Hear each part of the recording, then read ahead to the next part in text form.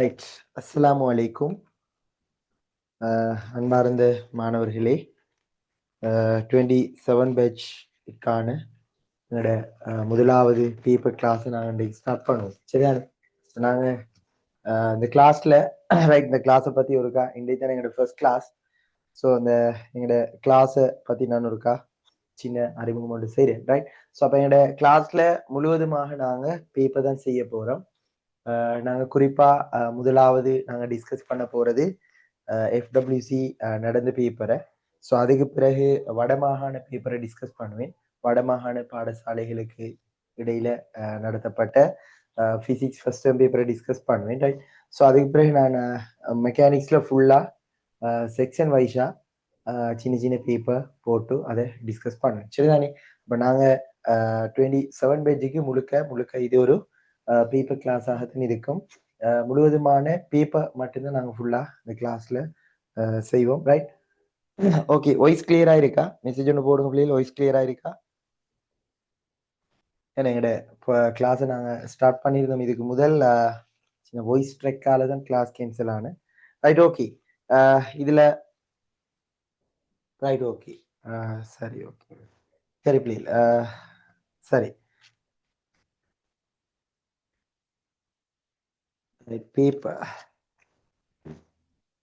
Paper நான் send பண்ணிலையா குரூப்ல? யாரு பேப்பர் கேட்டிருக்கிற? ரைட். ஓகே, பேப்பரை குரூப்ல போறேன்னு ஒருக்கா பாருங்க பிள்ளைகள்.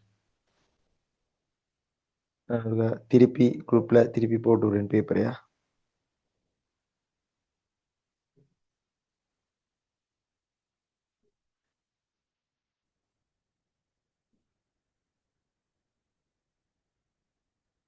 ரைட். ஓகே, நான் அந்த குரூப்ல போடுறேன்னா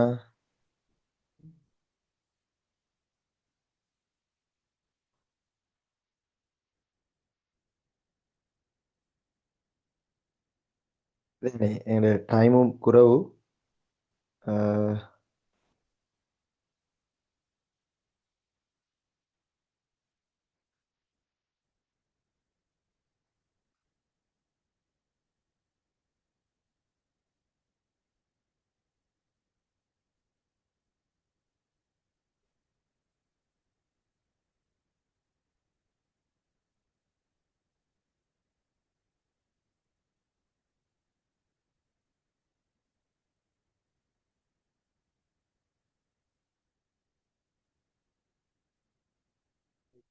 பேப்பர் அப்லோட் பண்றேன் பாருங்க.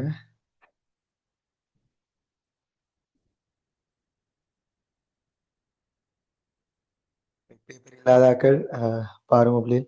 பேப்பர் இல்லாதாக்கள் பேப்பரை எடுத்துக்கொள்ளுங்களா? ரைட்.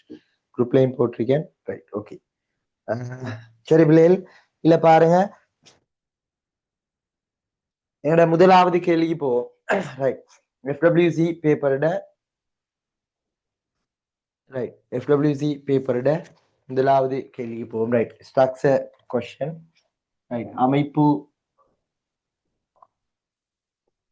வரும். அமைப்பு கட்டுரை.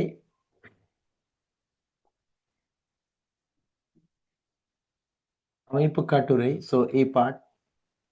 ஸோ இதுல முதலாவது கொஸ்டினுக்கு போறோம். அமைப்பு கட்டுரை ஃபர்ஸ்ட் கொஸ்டினுக்கு போறோம். பௌதீகவியல் ஆய்வுகூடத்தில் நீள அளவீட்டுக்கு பயன்படுத்தப்படும் சில விசேட அளக்கும் கருவிகள் கீழே தரப்பட்டுள்ளது அப்படின்னு சொல்ற. ரைட். ஸோ அப்ப இதுல பாருங்க, சில விசேட கருவிகள் கீழே என்ன செய்யப்பட்டிருக்காம், தரப்பட்டிருக்காம் என்று சொல்ற. ரைட். சரியா? விசேட கருவிகள் கீழே தரப்பட்டுள்ளன என்று சொல்ற. ஸோ அதுல கருவி ஏ பாருங்க. கருவி ஏ போட்டோ காட்டப்பட்டிருக்கு இல்லையா? பாருங்க, போட்டோ தானே. பேப்பர் ஒரு காடுங்க, பேப்பர் ஒரு கையில வச்சுக்கொள்ளுங்க. ரைட். ஸோ இதுல ஏ என்ற கருவியை பாருங்க. ஏ என்ற கருவி என்ன? ஏ என்ற கருவி நுண்மானி திருகு கணிச்சி இல்லையா? ஏ என்ற கருவி பாருங்க, நுண்மானி திருகு கணிச்சி. ரைட். ஸோ பி என்ற கருவி என்ன? ரைட். பி என்ற கருவி கோளமானி. ரைட். சி என்ற கருவி பாருங்க. சி என்ற கருவி என்ன? சி என்ற கருவி வேணியர் இடுக்கிமானி. ஸோ டி என்ற கருவி டி என்ற கருவி நகரும் நுணுக்கு காட்டி. சோ அந்த இஎன்றதை பாருங்க, இ என்ற கருவி. சோ அதுல ஒரு அமைப்பு இருக்குது இல்லையா? அது நார்மலா அந்த வெயிட்டுகளை அளக்கிறதுக்கு மாறி ஒரு அமைப்பு உண்டு, ரைட்? சோ அதுல பாருங்க வேர்னியர் அளவு திட்டம் ஒன்று காட்டப்பட்டிருக்கு இல்லையா? வேர்னியர் அளவு திட்டம் ஒன்று பாருங்க, பிரதான விடையின் 9 பிரிவு வேர்னியர் அளவு திட்டத்தின் 10 பிரிவுகளாக பிரிக்கப்பட்ட மாதிரி காட்டிருக்காரு, ரைட்? சோ அது ஒரு கருவி, நாங்க குறிப்பிட்ட பேரொண்டு குறிக்க இல்ல, ரைட்? சோ எஃப் பாட பாருங்க, எஃப் பாட் அது நாங்க படிக்கிற ப்ராப்பரான ஒரு கருவி உண்டு அல்ல இல்லையா? இதுல இதெல்லாம் நாங்க ஃபர்ஸ்ட் யூனிட்ல படிப்போம். நுண்மானி திருக்கணிச்சு படிச்சோம், கோளமானியை பத்தி படிச்சோம் இல்லையா? சோ இங்க சி வந்து வேணியர் இடிக்குமானி படிச்சோம், டி நகரும் நுணுக்கு காட்டி இந்த கருவியை படிச்சோம். என்னது நாங்க படிச்ச கருவியா இல்ல, ஆனா அந்த போட்டோ பாக்கைக்குள்ள எங்களுக்கு விளங்குது அதுல என்ன இருக்குது, ஒரு வேணியர் அளவு திட்டம் இருக்குது இல்லையா? சோ அந்த போட்டோ பாக்கைக்குள்ள எங்களுக்கு தெரியுது. சோ அதுல ஒரு வேணியர் அளவு திட்டம் இருக்குது. எஃப் என்றது பிள்ளை நீங்க படிச்சு இல்ல, எஃப் என்ற கருவி நீங்க படிச்சு இல்ல, சரிதான்? எஃப் என்ற கருவி நீங்க படிச்சு இல்ல. எஸ், குரூப்ல இருக்குது பேப்பர் குரூப்ல இருக்குது பாருங்க. ஒருவேளை எஃப்டபிள்யூசி பேப்பர் நீங்க ட்ரை பண்ணி இருந்தால், எஃப்டபிள்யூசி பேப்பர் நீங்க செஞ்சிருந்தால் உங்கள்ட்ட பேப்பர் இருக்கும். பேப்பர் இல்லாதாக்கள் குரூப்ல போட்டிருக்கேனா, குரூப்ல போட்டிருக்க பார்த்து கொடுக்குறேன். பிரிண்ட் எடுத்து வச்சுக்கொள்றது நல்லமா, ரைட்? இப்ப எஃப் பாட பாருங்க, சாரி எஃப்ல குறிப்பிடப்பட்ட கருவியை பாருங்க. எஃப்ல குறிப்பிடப்பட்ட கருவி என்ன? சோ அது நாங்க படிப்போம் 3வது யூனிட்ல லைட் படிக்கக்குள்ள படிப்போம். அது திருசியமானி என்று சொல்றோம். திருசியமானி இருந்தாலும் தியரி படிக்கக்குள்ள படிச்சிருப்பீங்க. அத வட்டவேணியர் என்று, வட்டவேணியர் பொதுவா பாகையில நாங்க என்ன செய்வோம், பொதுவா மில்லிமீட்டர் அளவு திட்டத்துலதான் அந்த வேணிய ஸ்கேல நாங்க நார்மலா கழிச்சு கொள்ளும். ஆனால் பாகையிலையும் கதைப்போம். சோ வட்டவேணியர் என்று சொல்ற அந்த வட்டவேணியர் உள்ள லேப்ல இருக்கிற அந்த உபகரணம் தான், சோ அளவிட்டு உபகரணம் தான் திருசியமானி என்று சொல்ற. இது பொதுவா அரியங்கள் இருக்குதானே, அரியங்கள் என்ற பகுதி படிப்போம், அரியங்கள் என்று லைட்ல படிப்போம். அப்ப அரியங்கள்ற அரிய கோணத்தை துணிகிறது, அரியங்களுக்குள்ளால ஒளிக்கதிர் போகைக்குள்ள இழிவு விலகல் கோணத்தை துணிகிறது. சோ இப்படியான தேவைக்காக நாங்க லேப்ல யாரை பயன்படுத்துவோம்னா திருசியமானியை பயன்படுத்துவோம், சரிதானே? சோ அதுதான் அந்த எஃப்ல காட்டப்படுது திருசியமானி. அப்ப அதுலயும் வேணியர் அளவு திட்டம் இருக்குது, அது வட்ட வேணியர் அளவு திட்டம் என்று சொல்றேன், சரிதானே? அப்ப அதை நாங்க சொல்லுவோம் வட்ட வேணியர் அளவு திட்டம் அப்படி என்று சொல்லுவோம், ரைட்?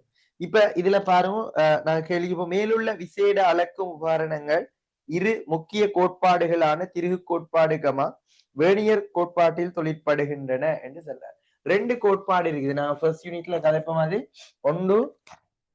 2 கோட்பாடு இருக்குது இல்லையா? ஒன்று நாங்க சொல்றேன் என்னண்டு வேணியர் அளவு திட்டம் என்று சொல்றோம். ஒன்று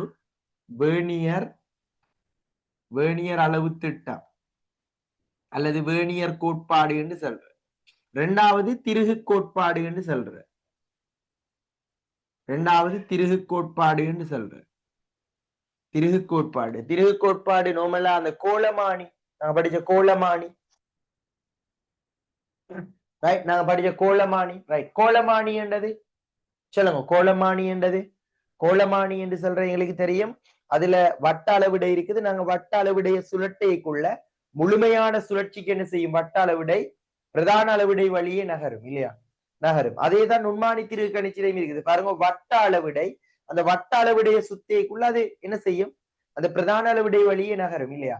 சோ அப்ப அங்க இருக்கிறது கோலமானிலையும் நுண்மானி திருக்கணிச்சிலையும் இருக்கிறது என்ன அல்ல, கோலமானி நுண்மானி திருக்கணிச்சில இருக்கிறது வேணியர் அளவு திட்டம் அல்ல, அங்க இருக்கிறது திருகு கோட்பாடு.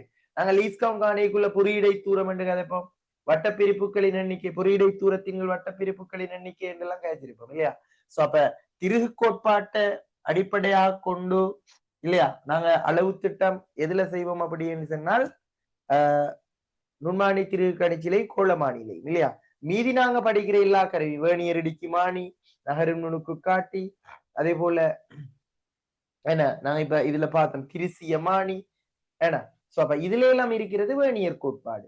சோ அதுல எல்லாம் இருக்கிறது என்ன, வேணியர் கோட்பாடு, ரைட்? இப்ப வேணியர் கோட்பாடு அல்லது வேணியர் அளவு திட்டம்னு சொல்ற. அப்ப சொல்ற மேலுள்ள விசேட அளக்கும் உபகரணங்கள் இரு முக்கியமான கோட்பாடுகளான திருகு கோட்பாடு வேணியர் கோட்பாட்டில் என்ன செய்தாம் தொழிற்படுகின்றது என்று சொல்ற. ஏற்பாடுல முதலாவது பாருங்க, ஏற்பாடுல முதலாவது கேள்வியை பாருங்க. ஏற்பாடுல முதலாவது கேள்வி வேணியர் தத்துவத்தில் தொழிற்படும்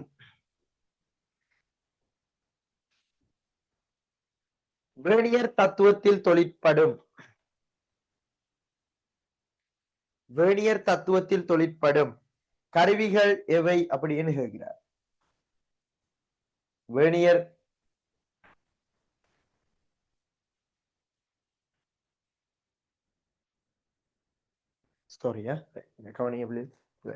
வேணியர் தத்துவத்தில் தொழிற்படும் கருவிகள் எவை என்று கேட்கிறார். ரைட், முதலாவது கேள்வி, வேணியர் தத்துவத்துல தொழிற்படுகின்ற கருவிகள் எவை?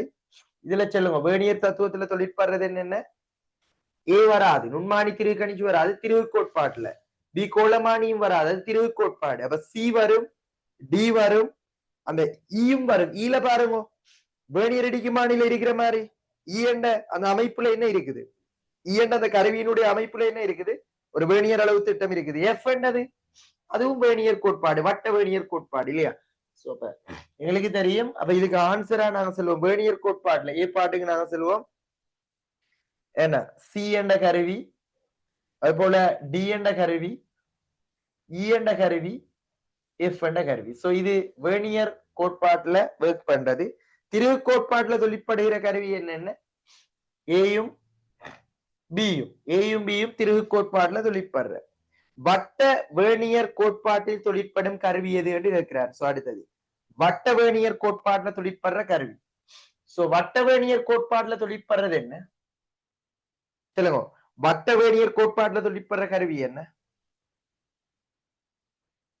சொல்லுங்க, வட்ட வேணியர் கோட்பாட்டுல தொழிற்படுறது எது?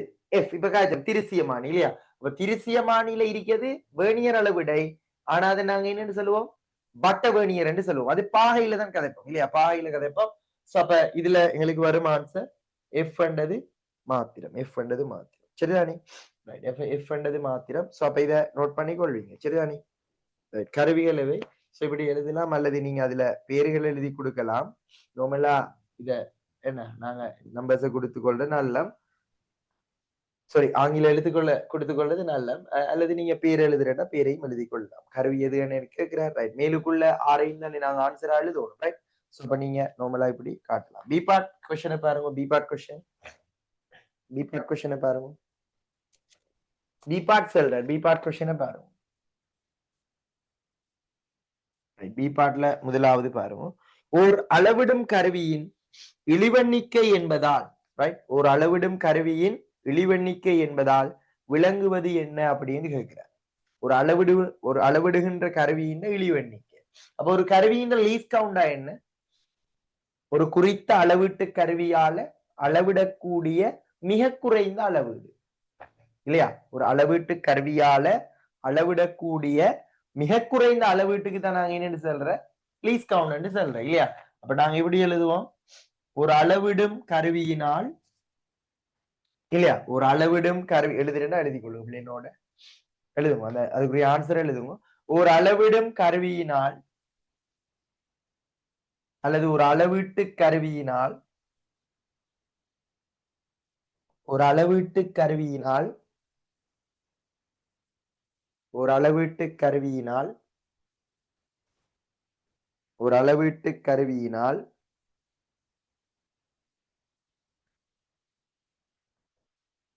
ஒரு அளவீட்டு கருவியினால் அளக்கக்கூடிய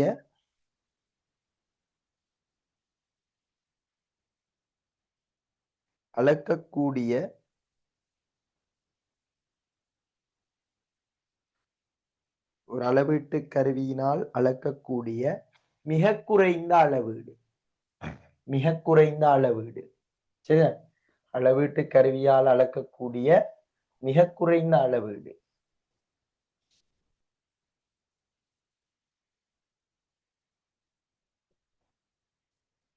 மிக குறைந்த அளவீடு. சோ அப்ப அதை நாங்க என்னன்னு சொல்றோம்? மிக குறைந்த அளவீடு. சோ அப்ப அதை நாங்க சொல்றது என்னண்டு சொல்லுங்க. அதை நாங்க என்னன்னு சொல்றோம்? கருவிட லீஸ்ட் கவுண்ட் சொல்றோம் இல்லையா? இப்ப எங்களுக்கு தெரியும், நாங்க சும்மா கதைப்போம். ஸ்டப் வச்சு எடுத்தா அல்லது சுவர் கடிகாரத்தை எடுத்தா, சோ அந்த கருவியால் அளக்கக்கூடிய மிக குறைஞ்ச நேரம் என்ன? ஒரு செகண்ட். அப்ப ஒரு செகண்ட் லீஸ்ட் கவுண்ட் பாருங்க. அதாவது ஒரு ஒரு சுவர் கடிகாரத்தை எடுத்தால் அந்த சுவர் கடிகாரத்தால் நாங்க அளக்கக்கூடிய குறைஞ்ச வாசிப்பு என்ன? ஒரு செகண்ட். அப்ப அதுதான் அதுல என்னவா இருக்கும் லீஸ்ட் கவுண்ட். ஒரு மீட்டர் கோல் எடுங்க. மீட்டர் கோலால அளக்கக்கூடிய மிக குறைந்த நீளம் என்ன? ரெண்டு அந்த சின்ன பிரிவுகளுக்கு இடையில கேப். So 1 millimetre. சோ அப்ப லீஸ்ட் கவுண்ட் 1 மில்லிமீட்டர். அப்போ ஒரு கருவியால அளக்கக்கூடிய மிக குறைந்த அளவீடத்தை நாங்க என்னன்னு சொல்ற லீஸ்ட் கவுண்ட் சொல்றோம். அது ஒரு சின்ன விஷயம் இல்லையா? சோ இப்ப பி பார்ட்ல ரெண்டாவது பாருங்க. பி பார்ட்ல ரெண்டாவது பாருங்க பிள்ளைகள். பி பார்ட்ல ரெண்டாவது. சோ அதுல பாருங்க எக்ஸ் ஒய் என்று ரெண்டு சமன்பாடு தார. எக்ஸ் ஒய் என்று ரெண்டு சமன்பாடு தார. சோ அப்ப எக்ஸ் என்ற சமன்பாடு என்ன? எக்ஸ் என்ற சமன்பாடு என்ன? எக்ஸ் என்ற சமன்பாடு ஒரு பிரதான பிரிவின் நீளம் மைனஸ் ஒரு வேர்னியர் பிரிவின் நீளம். சோ y என்ற சமன்பாடு பாருங்க. y என்ற சமன்பாடு புரியடை தூரத்தின் கீழ் பாருங்க. புரியடை தூரம் என்ன பாருங்க, புரியடை தூரம். புரியடை தூரம் கீழ் வட்ட பிரிப்புகளின் எண்ணிக்கை.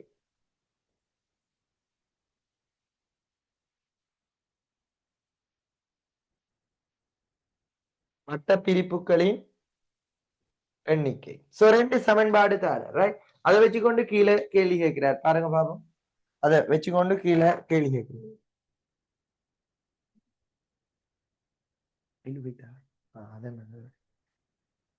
ரெண்டு சமன்பாடு தார பாருங்க. எக்ஸ் என்ற சமன்பாடு என்ன பிள்ளைகள்? ஒரு பிரதான பிரிவின் நீளம் மைனஸ் ஒரு வேர்னியர் பிரிவின் நீளம். y என்ற சமன்பாடு புரியடை தூரத்தின் வட்ட பிரிப்புகளின் எண்ணிக்கை. இந்த ரெண்டு சமன்பாடும் நாங்க எங்க படிச்சோம் சொல்லுங்க பிள்ளை? இந்த ரெண்டு சமன்பாடும் எங்க படிச்சோம்? சோ இந்த சமன்பாடு நாங்க படிச்சோம் எங்க? இந்த சமன்பாடு இது நோமலா வேர்னியர் இடிக்குமானில இல்லையா? வேர்னியர் இடிக்குமானில அல்லது வேர்னியர் அளவு திட்டம் இருக்கிற ஒரு இடத்துல லீஸ்ட் கவுண்ட காண்றதுக்கு தானே அந்த சமன்பாடு படிச்சோம். சோ இந்த சமன்பாடு எங்க படிச்சோம்? நுண்மானி திருகு கணிச்சியில அல்லது கோலமானியில லீஸ்ட் கவுண்ட காண்றதுக்கு. அதாவது திருகு கோட்பாடு பயன்படுத்தப்பட்டு அளவிடை திருகு கோட்பாட்டை பயன்படுத்தி அந்த உருவாக்கப்பட்ட என்ன அளவு திட்டம் கொண்ட கருவிகள்ல இழிவெண்ணிக்க காண்றதுக்கு தான் இந்த சமன்பாடு.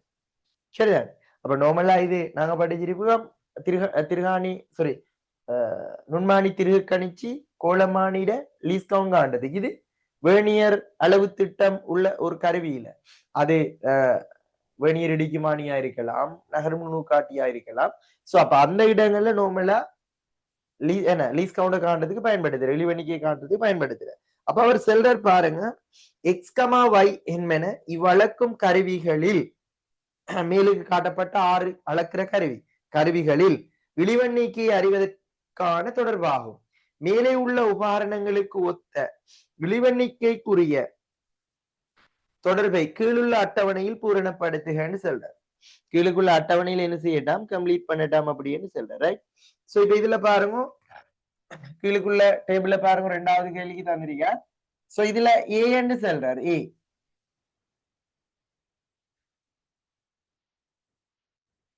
இதுல ஏன்னு சொல்றார். அப்ப ஏன்றதுல ஏண்ட கருவி என்ன முன்னுக்கு நாங்க பார்த்தோம். ஏண்ட கருவி என்ன? ஏன்றது நுண்மானி திருகு கணிச்சு. அப்ப நுண்மானி திருகு கணிச்சிட லீஸ்ட் கவுண்ட காண்றதுக்கு என்ன தொடர்பு பயன்படுத்துவோம்? எக்ஸேயா வையா? வைய பயன்படுத்துவோம் இல்லையா? கேள்வி பாருங்க, எக்ஸ் கமா ஒய் என்பன இவ்வளக்கும் கருவிகளின் இல்லையா? எக்ஸ் கமா ஒய் என்பன என்ன சொல்றாரு? எக்ஸ் கமா ஒய் என்பன இவ்வளக்கும் கருவிகளில் இழிவெண்ணிக்கை அறிவதற்கான தொடர்பு. மேலே உள்ள உபகரணங்களுக்கு ஒத்த இழிவெண்ணிக்கைக்குரிய தொடர்பை கீழே உள்ள அட்டவணையில் எழுதட்டாம். அப்ப ஏண்ட கருவிக்குரிய லீஸ்ட் கவுண்டுக்கு ஒத்த சமன்பாடு வந்து என்ன? வாய். நுண்மானி திருகு கணிச்சுதானே. சோ அப்ப அவருக்கு வாய். சோ அடுத்தது பாருங்க, பி வந்து கோலமானி. அப்ப கோலமானிக்கும் என்ன வரும்? பி கோலமானிக்கும் வாய். சோ அடுத்தது சி பாருங்க. சோ அடுத்தது டி. சோ அடுத்தது இ. சோ அடுத்தது எஃப். அப்ப சி பாருங்க, சி என்றது என்ன கருவி? சி என்றது வேர்னியர் இடிக்குமானி. வேர்னியர் இடிக்குமானில லீஸ்ட் கவுண்ட் காண்றதுக்கு என்ன சமன்பாடு? எக்ஸ் தான் பொருத்தம்.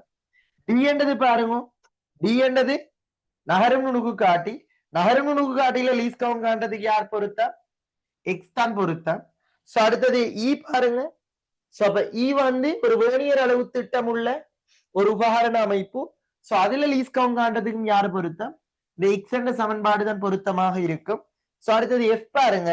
எஃப் என்றது அதுவும் ஒரு வேர்னியர் திட்டம், வேர்னியர் அளவு, வட்ட வேர்னியர் அளவு திட்டம். சோ அதுக்கும் இந்த சமன்பாடு தான் பொருத்தமாக இருக்கும் இல்லையா? சோ அப்ப மேலுக்குள்ள கருவிகள்ல ஏயும் பியையும் தவிர மீதி எல்லா உபகரணங்கள்லையும் லீஸ்ட் கவுண்ட் காண்றதுக்கு எக்ஸ் என்ற சமன்பாடு பொருத்தமாக இருக்கும் இல்லையா?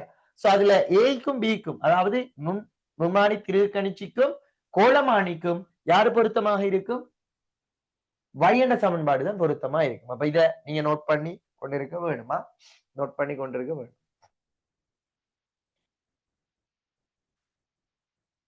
இதுல இல்லையா அவர ஆன்சர் கொடுத்திருந்தார் நோமலா, சரியானே ஆன்சர் கொடுத்திருப்பார். ஒருக்கா பாரு, சரியானே நாங்க ஒருக்கா டிஸ்கஸ் பண்ணுவோம் இதுல. Right, okay. இதுல சரி, சி பார்ட் கொஸ்டினுக்குள்ள போவோம். இதுல ஆன்சர்கள் கொடுத்திருக்காரு ஒரு மெத்தட்ல, சரியானே நாங்க ஒரு ஆளும ஒரு மாதிரி கொடுப்போம், அதை மாத்தி. ரைட், பிரச்சனை இல்லை. சோ இதுல பாருங்க, அடுத்த சி பார்ட் கொஸ்டின் பாருங்க. சி பார்ட் கொஸ்டின் பாருங்க. சி பார்ட்ல முதலாவது, ஏயினது பூச்சிய வலுவை எவ்வாறு சோதிப்பீர் என்று கேட்கிறார். ஏயின பூச்சிய வலுவை நீங்க எப்படி சோதிப்பீங்க, எப்படி டெஸ்ட் பண்றன்னு கேட்கிறார். ஏயினது பூச்சிய வலுவை எவ்வாறு சோதிப்பீர் என்று கேட்கிறார். ஏட பூச்சிய வலுவை எப்படி சோதிக்கிற? ஏயின் பூச்சிய வலுவை எப்படி சோதிக்கிற? ஏ என்றது என்ன கருவி? நுண்மானி திருகு கணிச்சு. நுண்மானி திருகு கணிச்சிட பூச்சிய வலுவை எப்படி சோதிக்கிற? ஏண்டது அதுட பூச்சி ஒளி எப்படி சோதிக்கிறேன்னா அதுல பூச்சி ஒளி இருக்கா இல்லையான்னு எப்படி பாக்குற? இப்ப எங்களுக்கு தெரியும், கதிர்கோளும் பட்டடையும் ஒன்றுடன் ஒன்று தொடும்போது வட்ட அளவிடையின் பூச்சியம் பிரதான அளவிடையின் கிடைக்கோட்டுடன் பொருந்துகிறதா என பரீட்சித்தல். பொருந்துமாக இருந்தால் பூச்சி ஒளி இல்லை, பொருந்த இல்லைன்னா பூச்சி ஒளி என்ன இருக்குது. அப்ப எப்படி எழுதுவோம்? எழுதுங்க பிள்ளைகள், எப்படி எழுதுவோம்? எப்படி எழுதுற? எப்படி எழுதுற? நாங்க எழுதுங்க. கதிர்கோள் கதிர்கோளும் பட்டையும் பட்டடை என்று சொல்ற, இது பட்டைன்னு பொதுவா பயன்படுத்துறேன் இல்லையா? கதிர்கோளும் பட்டையும் ஒன்றையொன்று தொடும்போது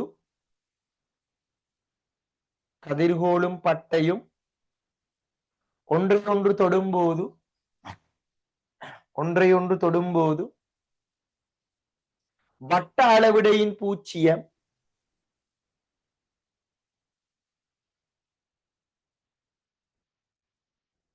வட்ட அளவிடையின் பூச்சியம்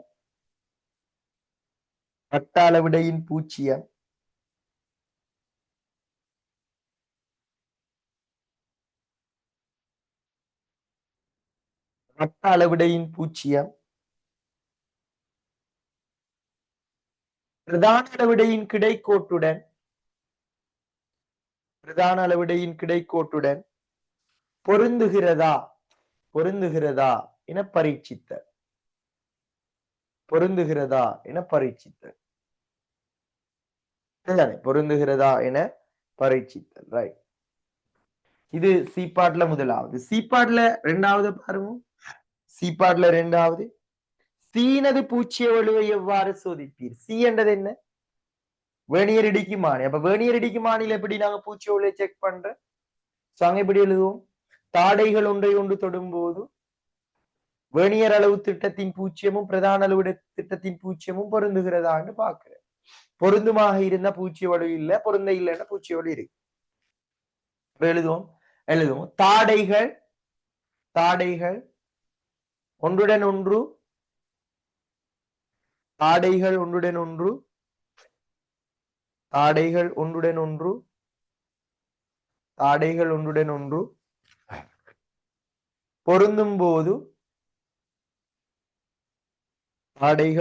ஒன்று பொருந்தும் போது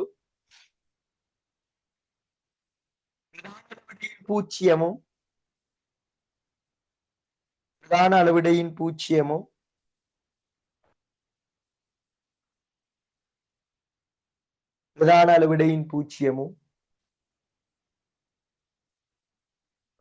வேர்னியர்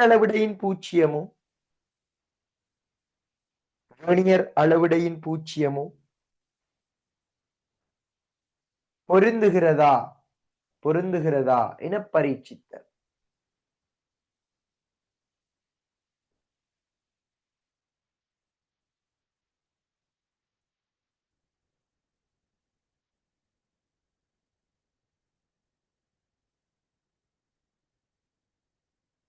இறைச்சி. சரிதானே? சோ அடுத்த மூன்றாவது பாட பாருங்க.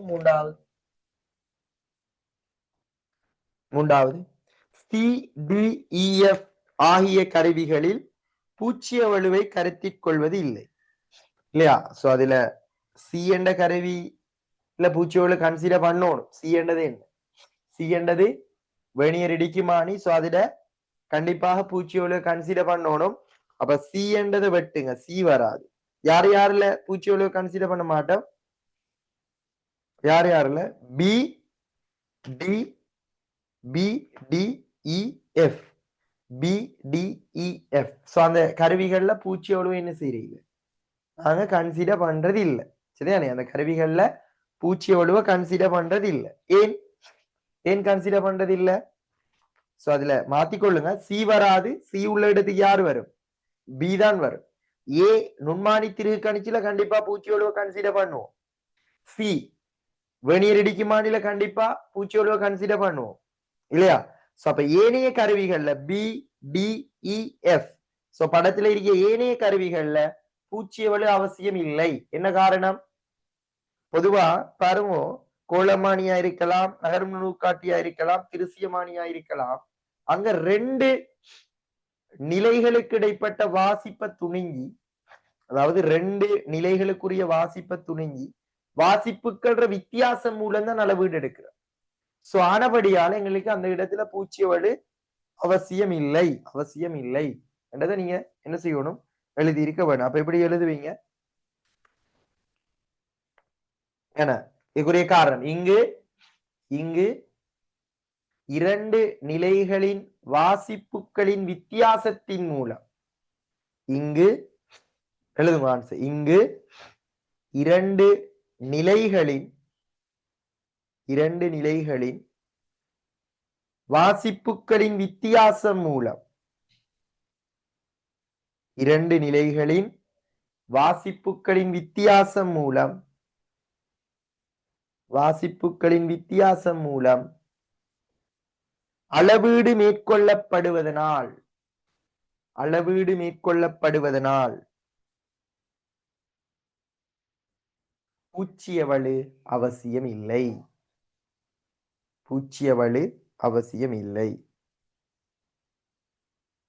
சரியானே? பூச்சியவளு அவசியம் இல்லை. ரைட். அடுத்த டி பாட பாருங்க. டி பாட ஒருக்கா ட்ரை பண்ணுங்க. டி பாட பார்த்திருப்பீங்க. ஒரு பாருங்க, கேள்விய வாசிங்க. டி பாட் கேள்விய வாசிங்க.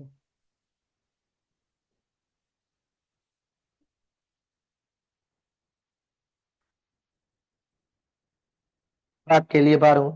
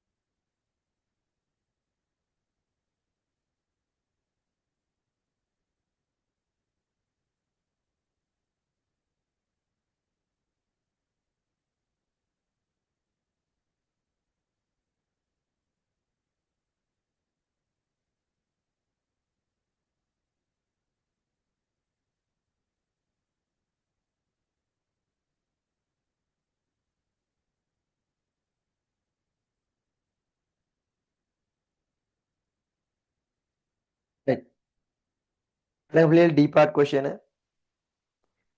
D part. சோ அடுத்த பக்கம் இருக்குது இல்லையா? டி பார்ட்ட பாருங்க.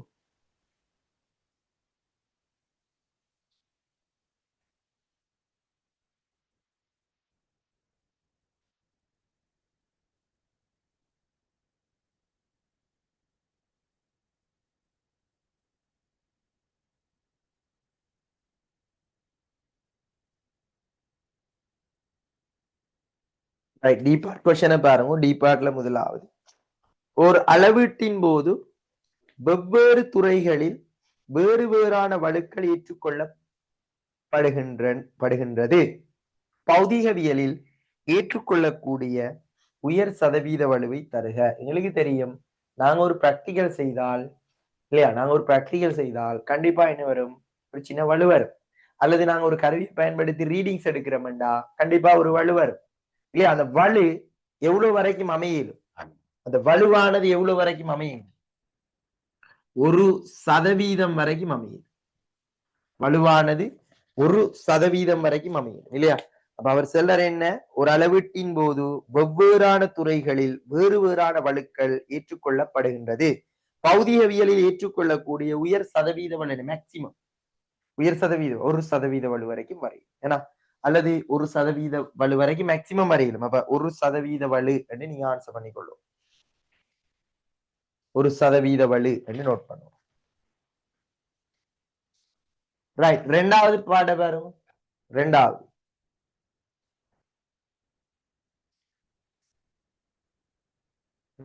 பாருங்க.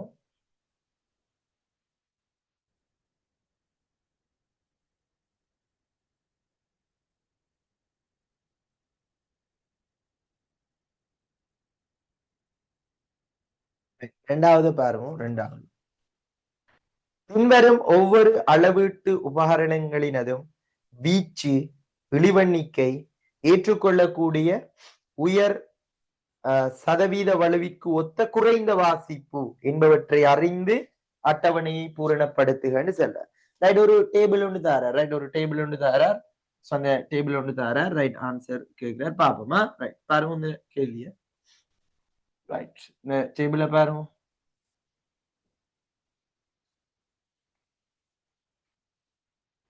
ரைட். இந்த டேபிள பாருங்க பிள்ளைகள். சோ இங்க எப்படி காட்டார் இல்லையா.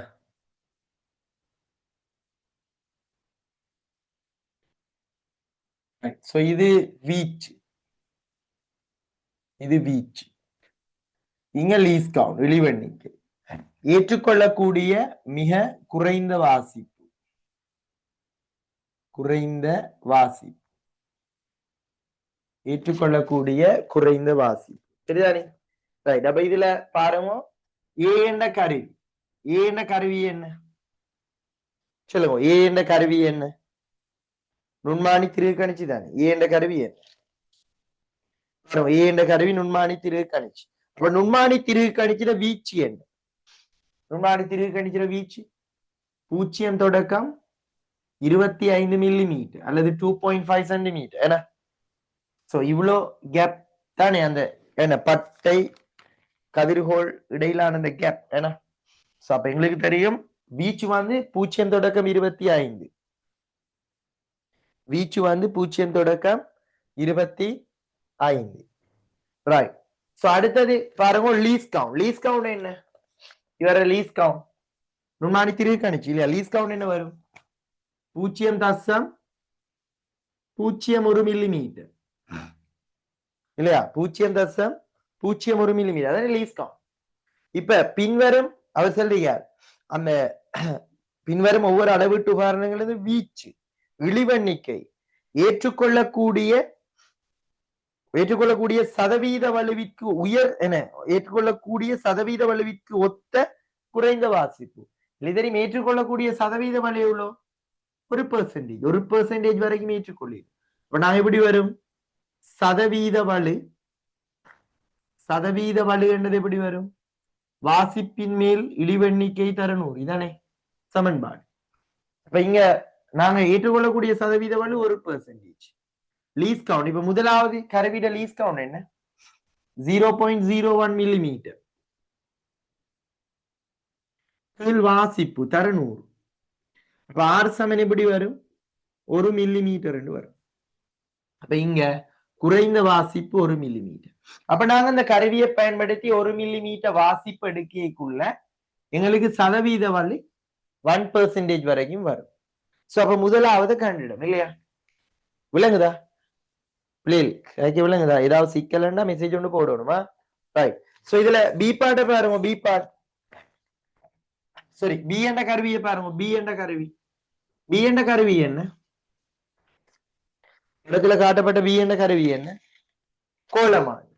இப்ப சொல்லுங்க கோலமானிட வீச்சு என்ன லேப்ல தரப்படுற கோலமானி இருக்குதானே லேப்ல தரப்படுகிற கோலமானி சோ அதனுடைய வீச்சு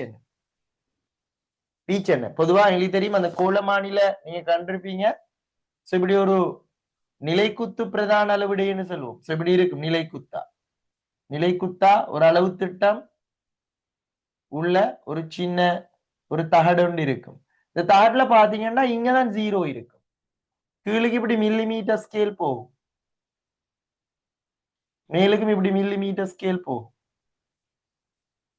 கீழுக்கு -5 மில்லிமீட்டர் வரைக்கும் போகும் மேலுக்கு +5 மில்லிமீட்டர் வரைக்கும் போகும் வீச்சு செல்லைக்குள்ள -5 மில்லிமீட்டர் தொடக்கம் +5 மில்லிமீட்டர் கீழுக்கும் 5 மில்லிமீட்டர் வரைக்கும் போகும் மேலுக்கும் 5 மில்லிமீட்டர் வரைக்கும் போகும் திருகாணியை நாங்க சுரட்டைக்குள்ள கீழுக்கு இறங்கும் 5 மில்லிமீட்டர் வரைக்கும் போகும் மேலுக்கு ஏறைக்குள்ளேயும் 5 மில்லிமீட்டர் சோ அப்ப நாங்க இங்க வீச்சு செல்லுவோம் +5 மில்லிமீட்டர் தொடக்கம் என்ன -5 மில்லிமீட்டர் இதான் வீச்சு லீஸ்ட் கவுண்ட் என்ன லீஸ்ட் கவுண்ட் சொல்லுங்க லீஸ்ட் கவுண்ட் கோலமானிடையும் சோ அதே தானே 0.01 மில்லிமீட்டர் சோ அப்ப நாங்க இந்த இவ்வளவு இழிவெண்ணிக்கையுடைய கருவியை பயன்படுத்தி ரீடிங்ஸ் எடுக்கக்குள்ள சதவீத வலு ஒன்று வரணுமெண்டா அதே இழிவெண்ணிக்கை சதவீத வலு ஒன்று வரணுமெண்டா வாசிப்பு அதுக்கு மேன்னு 1 மில்லிமீட்டரா இருந்திருக்கணும் குறைந்த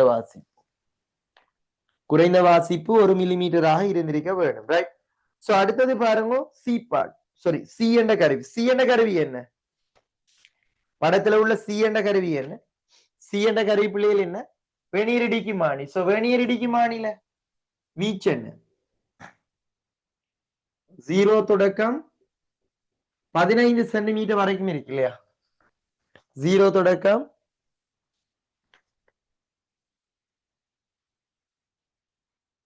0 தொடக்கம் லேப்ல 15 சென்டிமீட்டர் வரைக்கும் இருக்கு இல்லையா லேப்ல சிலது 12 சென்டிமீட்டர் 13 சென்டிமீட்டர் 10 சென்டிமீட்டர் வரைக்கும் இருக்கும் நாங்க ஒரு 15 சென்டிமீட்டர் வரைக்கும் கொடுப்போம் ரைட் சோ இதுல லீஸ்ட் கவுண்ட் என்ன லீஸ்ட் கவுண்ட் வந்து 0.1 மில்லிமீட்டர் லீஸ்ட் கவுண்ட் குறைந்த வாசிப்பு என்ன இதுக்கு நாங்க செய்யணும் அப்ப சதவீத வலு ஒன்று வரணும் இதுல லீஸ்ட் கவுண்ட் 0.1 வாசிப்பு கேட்கிறார் R1 எடுப்போம் இன்டு 100 இன்டு 0.1 என்ன 10 R1 இங்க போனா R1 அப்ப R1 சமன் எப்படி வரும் 10 மில்லிமீட்டர் என்று வரும் அப்ப இங்க R1 வந்து 10 மில்லிமீட்டர் என்று வருது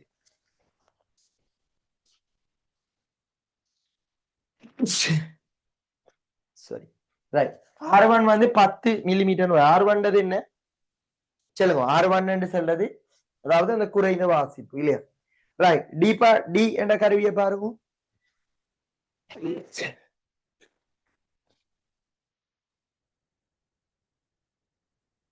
டி என்ற கருவியை பாருங்க டி என்ற கருவி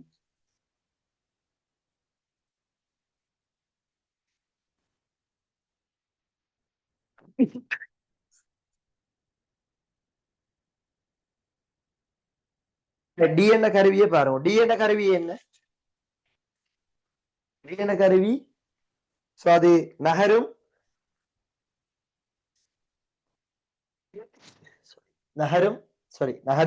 நுணுக்கு காட்டி அப்ப டி என்ற கருவி நகரும் நுணுக்கு காட்டி சோ நகரும் நுணுக்கு காட்டி பாருங்க சோ அதுல வீச்சு என்ன நகரும் நுணுக்கு காட்டி அதுல பாருங்க 2 அளவிடை இருக்கும் நகரும் நுணுக்கு காட்டில கிடையான பிரதான அளவிடை ஒன்றும் நிலைக்குத்தான பிரதான அளவிடை ஒன்றும் இருக்கும் சோ அப்ப இவர வீச்சு 0 to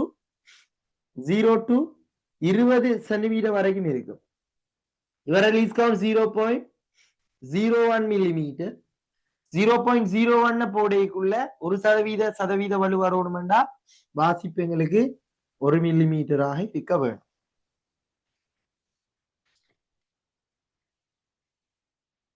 வாசிப்பு 1 மில்லிமீட்டராக இருக்கும் சோ அடுத்தது பாருங்க என்ன கருவி அந்த படத்தை பாருங்க பாபு அந்த படத்தை பாருங்க பிள்ளையே சோ அந்த படத்தை பாருங்க அந்த படத்துல என்ற படத்துல பாருங்க சோ அந்த படத்துல எங்களுக்கு தெரியும் 0ல தொடங்கி 20 மில்லிமீட்டர் வரைக்கும் தானே போகுது 0ல இருந்து 20 மில்லிமீட்டர் அப்ப நாங்க வீச்சு என்னன்னு சொல்லுவோம் 0 தொடக்கம் 20 மில்லிமீட்டர் அல்லது 2 சென்டிமீட்டர் வரைக்கும். 2 சென்டிமீட்டர். லீஸ்ட் கவுண்ட் அதுல பாருங்க. பிரதான அளவிடையின் 9 பிரிவுகள், வேணியர் அளவிடையின் 10 பிரிவுகளாக பிரிக்கப்பட்டிருக்குது இல்லையா? பிரதான அளவிடையின் இல்லையா? பிரதான அளவிடையின் எத்தனை பிரிவு? 9 பிரிவு. வேணியர் அளவிடையில 10ஆக பிரிக்கப்பட்டிருக்கு. சோ அப்ப லீஸ்ட் கவுண்ட் என்ன வரும்? வேணியர் அடிக்கு மாடிக்கு மாறியே வரும். 0.1 மில்லிமீட்டர் வரும்.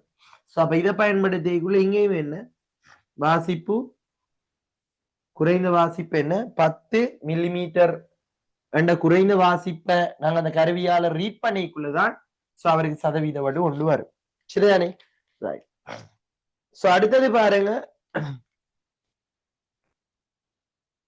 அடுத்தது பாருங்க பிள்ளைகள், திருசியமானி. எஃப் என்றது திருசியமானி. திருசியமானி 0 தொடக்கம் 360 பாகை தான் ரேஷியோ. 0 to 360 முழுமையாக சொல்லக்கூடியது. சோ அதுல என்ன வரும்? லீஸ் கவுண்ட் ஒரு கலை என்று வரும் இல்லையா? லீஸ் கவுண்ட் வந்து ஒரு கலை என்று வரும். லீஸ் கவுண்ட் ஒரு கலை. அப்ப இங்க நான் எழுதியக்குள்ள எப்படி வரும்? இந்த இடத்துல எழுதியக்குள்ள வரும். இந்த இடத்துல எழுதியக்குள்ள 1% வலு வரணும். லீஸ் கவுண்ட் ஒரு கலை கீழ் வாசிப்பு தர 100. இப்ப 100 தர ஒரு கலை என்று வரும் 100 கலை இன்டு ஆர். அப்ப வாசிப்பு 100 கலையாக இருக்கும். 100 கலை. 60 கலை என்றா ஒரு பாகை என. அப்ப இதுக்கு நான் எழுதியிலும் 100 கலை என்று எழுதியிலும், அல்லது ஒரு பாகையும் 60 ஒரு பாகையும் 40 கலையும் எழுதியிலும். எவ்வளவுதான்? 100 கலை அல்லது எழுதியிலும் ஒரு பாகை 40 கலை என்ற வாசிப்படுக்கைக்குள்ள சதவீத வலு உண்டாவது. சரிதானே? இந்த இடத்துல வாசிப்பு வருது. சோ 100 கலை. 100 கலை என்ன? 60 கலை என்ன ஒரு பாகை. அப்ப ஒரு பாகையும் 40 கலையும் என்று வரும். ஒரு பாகையும் 40 கலையும் என்று வரும். அப்ப இதான் அந்த டேபிள். அந்த டேபிள ஃபில் பண்ணிக்கொள்ள வேணும் இல்லையா? சோ அந்த டேபிள வந்து ஃபில் பண்ணிக்கொள்ள வேணும். ரைட். டேபிள ஒருக்கா நோட் பண்ணிக்கொள்ளுங்க. டேபிள ஒருக்கா நோட் பண்ணிக்கொள்ளுங்க.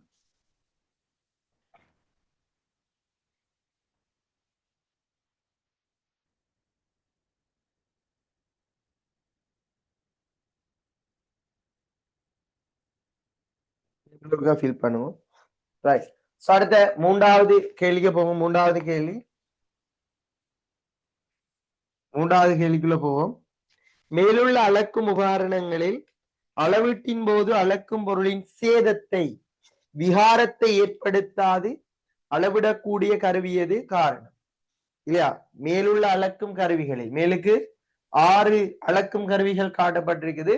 சோ அந்த 6 அளக்கும் கருவிகள்ல அளவீட்டின் போது அளக்கும் பொருளில் சேதத்தை, விகாரத்தை ஏற்படுத்தாது அளவிடக்கூடிய கருவி எது? எங்களுக்கு தெரியும். எது பிள்ளைகள்? நுண்மானி திருகு கணிச்சி. என்ன காரணம்?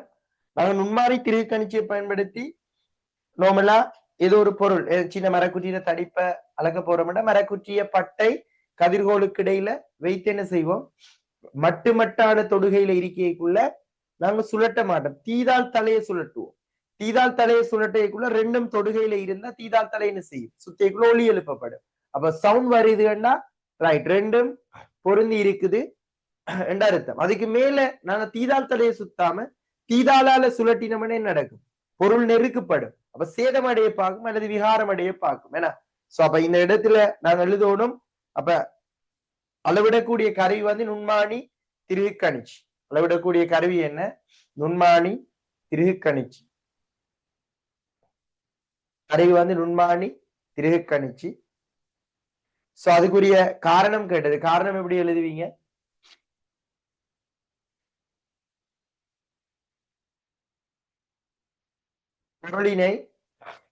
பொருளானது. சோ பொருளானது கதிர்கோள் பட்டடை இடையே மட்டான தொடுகையில் உள்ள போது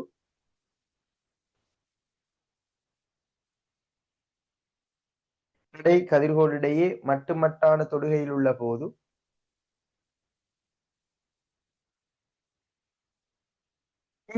தலை சுழற்றப்படும்.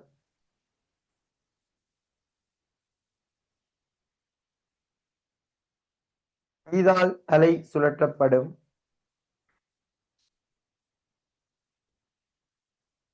இதன்போது ஒளி எழுப்பப்படுவதனால்.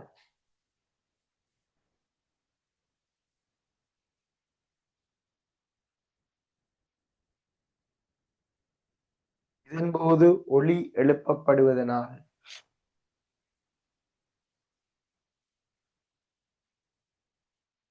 இதன்போது ஒளி எழுப்பப்படுவதனால்.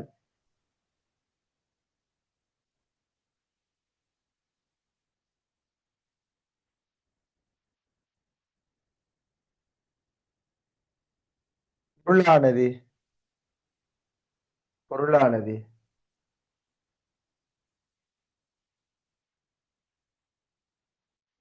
பொருளானது நெருக்கப்படுவது குறைக்கப்பட்டு சேதமடைவதை தவிர்க்கலாம். சரியானே, சேதமடைவதை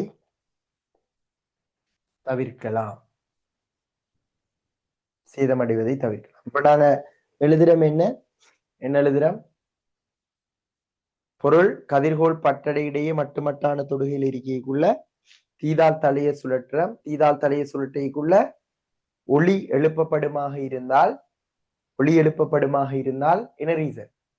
ஒளி வருமாக இருந்தா சோ அது தொடுகையில இருக்குது. அப்ப மேலும் நெருக்கப்படுவது குறைக்கப்படுது. ஆகவே பொருள் சேதம் அடைவது தவிர்க்கப்படுது. சரிதானே?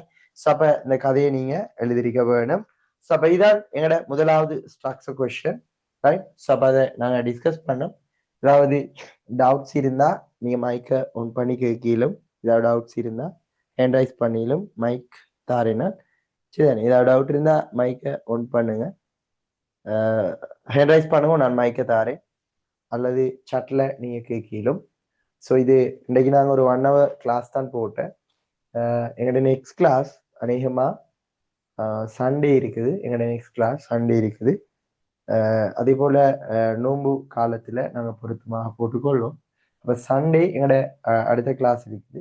ஸோ அப்ப சண்டே கிளாஸ் நாங்க மீண்டும் சந்திப்போம். அப்ப நான் அன்றைக்கு இதோட இந்த கிளாஸை ஸ்டாப் பண்ணி கொள்றேன். சரிதானே? மீண்டும் இன்னொரு நாள் தொடர்ச்சியா அந்த பேப்பரை பார்ப்போம். நான் மீண்டும் சொல்றேன், ஃபுல்லா இந்த பேப்பரை நாங்கள் கதைப்போம். இந்த பேப்பர் ஃபுல்லா நாங்கள் எஸ்ஏ, ஸ்ட்ரக்ஸ், எம்சிக்யூ ஸோ எல்லாம் பார்ப்போம். பார்த்துட்டு எங்களோட பேப்பர் கிளாஸ் கண்டினியூவா. ஸோ அதுக்கு பிறகு நடந்த வடமாகாண பேப்பரை பார்ப்போம், சீட்ஸ் பேப்பரை பார்ப்போம். ஸோ எல்லா பேப்பரையும் நாங்கள் டிஸ்கஸ் பண்ணுவோம். டிஸ்கஸ் பண்ணிட்டு நாங்கள் செக்ஷன் வைஸா மெக்கானிக்ஸ் பேப்பர் செய்வோம். ஸோ அதுக்கு பிறகு செக்ஷன் வைஸா சவுண்ட் பேப்பர் நாங்கள் தொடர்ந்து இந்த கிளாஸை கொண்டு போவோம். ஸோ ஆகவே பிள்ளைகள் என்னோட 2வது பேப்பரை நான் போட்டிருக்கேன். 2வது 3வது 4வது கேள்விகளுக்கு ஸ்ட்ரக்சர் கொஸ்டினுக்கு ட்ரை பண்ணி கொண்டு வாங்க. இன்ஷா அல்லாஹ் நெக்ஸ்ட் கிளாஸ் நாங்கள் சந்திப்போம். ரைட்? நான் இதோட கிளாஸை முடிச்சு கொள்றேன். அஸ்ஸலாமு அலைக்கும் வரஹ்மத்துல்லாஹி வபரகாத்துஹு.